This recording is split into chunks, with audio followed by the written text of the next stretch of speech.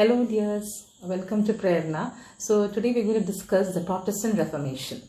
Having discussed a lot of points, having discussed Renaissance in detail, we now move on to discuss the next topic, that is the Protestant Reformation. Okay, so you have to understand that these two movements happened simultaneously. These two movements complemented very much. These two movements, you cannot really say which happened first. You cannot really say which influenced the other. You can understand that these two movements happened together very much, and they're very much interconnected, the Renaissance and the Reformation.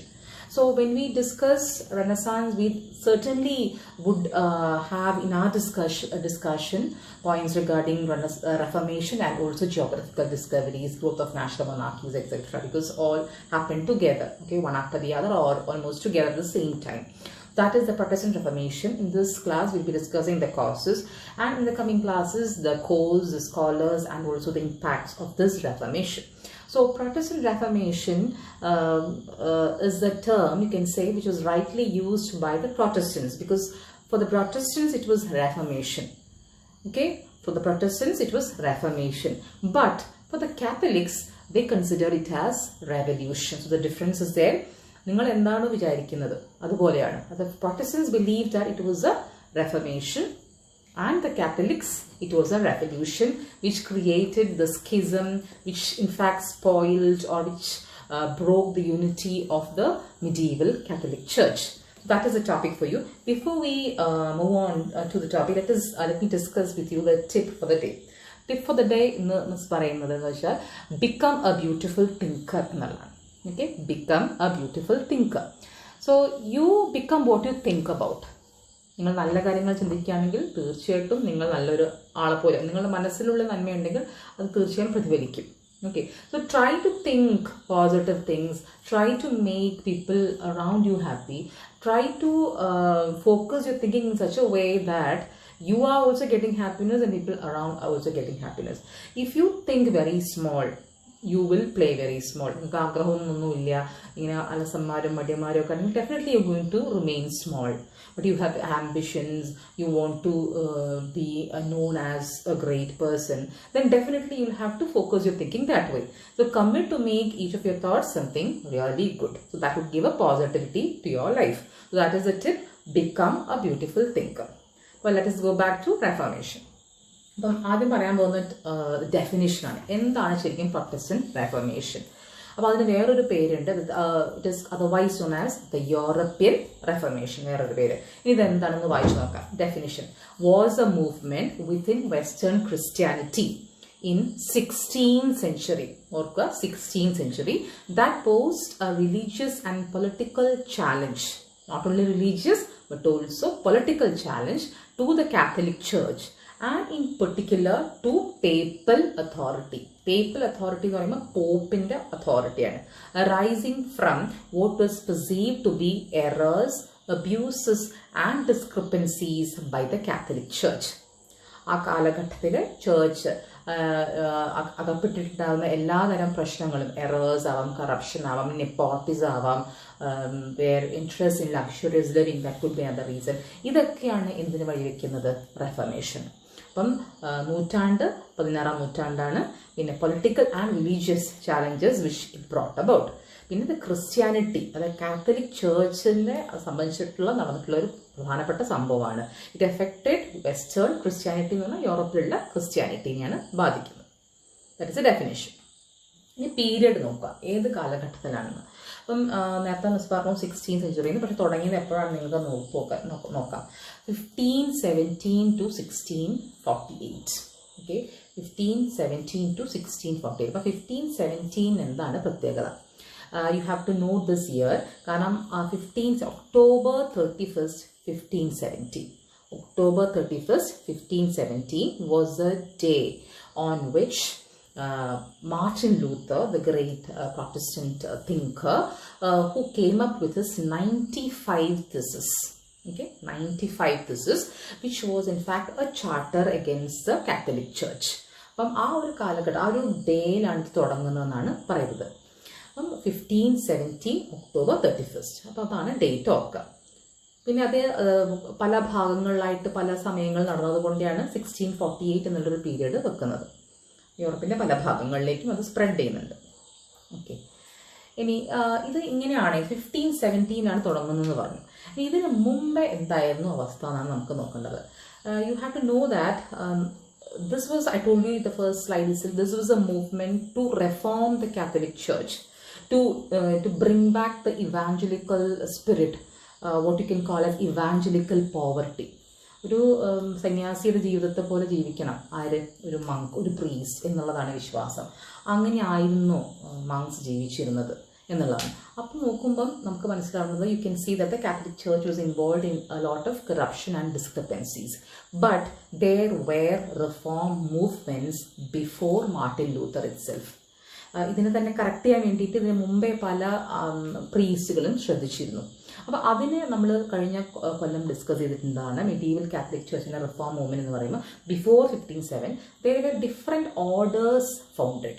പല orders ഉണ്ടായിട്ടുണ്ട്. അതിലൊന്ന് ക്ലുനൈക്സ് ആണ്, ഓർമ്മയുണ്ടാവും, സിസ്റ്റേർഷ്യൻസ്, okay, ഫ്രാൻസിസ്കൻസ്, ഇതൊക്കെ different orders ആണ്. പക്ഷെ ഇവരുടെയൊക്കെ പ്രത്യേകത എന്ന് വെച്ചാൽ ഇവരിങ്ങനത്തെ ഓർഡർ ഉണ്ടാക്കി they reform the church, but they did not create a schism, അല്ലെങ്കിൽ രണ്ടായി മുറിച്ചിട്ട് പുറത്തേക്ക് പോകുന്നില്ല എന്നുള്ളതാണ് നിങ്ങൾ ഓർക്കേണ്ടത്. They reform the church, they continue to be within the Catholic church and its rules. അതാണ് ക്ലുനൈക്സ്, സിസ്റ്റേർഷ്യൻസ് ആൻഡ് ഫ്രാൻസിസ്കൻസ്. ഇനി വേറൊരാളെ നമ്മൾ പ്രധാനമായിട്ട് നോക്കേണ്ടത് ജോൺ വൈക്ലിഫ് ആണ്. ജോൺ വൈക്ലിഫ് എന്ന് പറയുന്ന ആളാണ് നമ്മൾ വിളിക്കുന്നത്, you can consider John Wycliffe as a morning star of English reformation. Morning star, ഉദയസൂര്യൻ. അപ്പോൾ അദ്ദേഹത്തിന് വേറൊരു ഒരു പദവി കൂടി ഉണ്ട്, evening star of scholasticism. Evening star of scholasticism എന്ന് പറയുമ്പോൾ മധ്യകാലത്തെ ചിന്ത.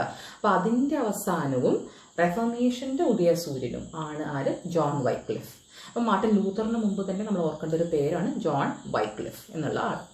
പീരീഡ് 1330-1384 ആണ്. ജനിച്ചത് ഇംഗ്ലണ്ടിലാണ്. Educated at Oxford. He was working as a professor there.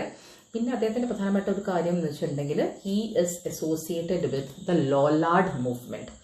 LOLLARD. Lollard movement was a movement which was initiated, which in fact John Wycliffe began to you can say bring back that evangelical austerity, purity and simplicity. വളരെ സാധാരണ ജീവിതം, luxury ഒന്നും ഇല്ലാതെ, ആഡംബരം ഒന്നുമില്ലാത്ത ജീവിതം, അതിലേക്ക് കൊണ്ടുവരാനുള്ള ശ്രമമാണ് ചെയ്യുന്നത് വൈക്ലിഫ്. അദ്ദേഹത്തിൻ്റെ മൂവ്മെൻറ്റിൻ്റെ പേര് ലോലാർഡ് മൂവ്മെൻറ്റ്. ലോലാർഡ് എന്ന് പറയുമ്പം അതെന്തുകൊണ്ട് ആ പേര് വന്നു ചോദിച്ചാൽ, ഇറ്റ്സ് മീൻസ് അവരിങ്ങനെ മന്ത്രിക്കും, ജപിച്ചുകൊണ്ടേയിരിക്കും. അപ്പം ഇങ്ങനെ ചെറുതായിട്ട് ഇങ്ങനെ ലിപ്സ് അനക്കി ചെറിയ ചെറിയ ശബ്ദങ്ങൾ പുറപ്പെടുവിപ്പിക്കും. ഇങ്ങനെ മട്ടറിങ് എന്ന് പറയാം, ഡച്ച് വേർഡ് മട്ടറിങ്, അതിനുള്ള പദമാണ് ലോലാർഡ്.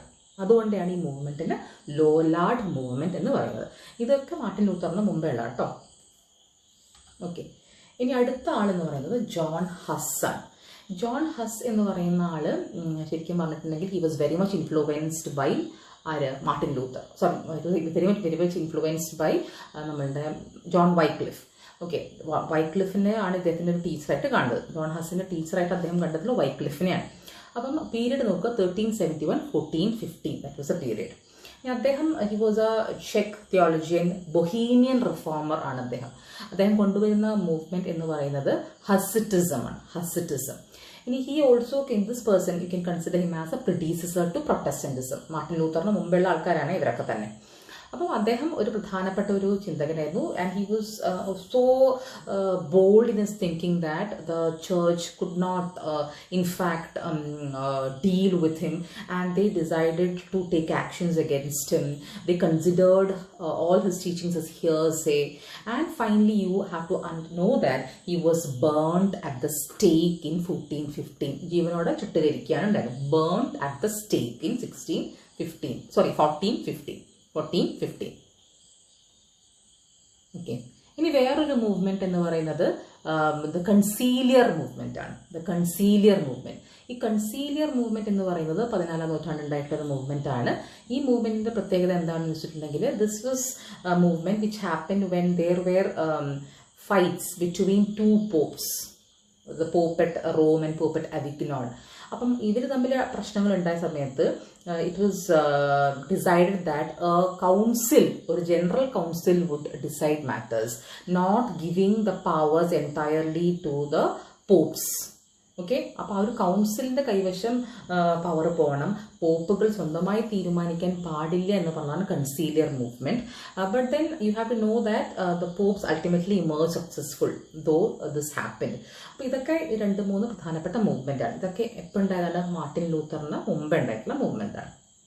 ഓക്കെ, അപ്പം ഇന്ന് പറയാൻ ഇപ്പോൾ ശ്രമിച്ചിട്ടുള്ളത്, we discussed how the reform movement happened, how there were different orders like the Cluniacs, Cistercian, Franciscans.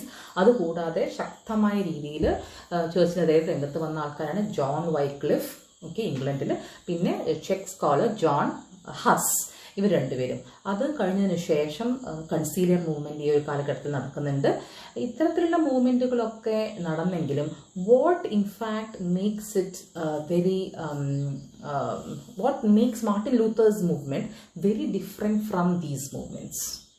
എങ്ങനെയാണ് മാർട്ടിൻ ലൂത്തർ ഒരു റെഫർമേഷൻ ക്രിയേറ്റ് ചെയ്തെന്ന് പറയുന്നത്? അപ്പോൾ ഇവരൊക്കെ എന്താ ചെയ്തത്?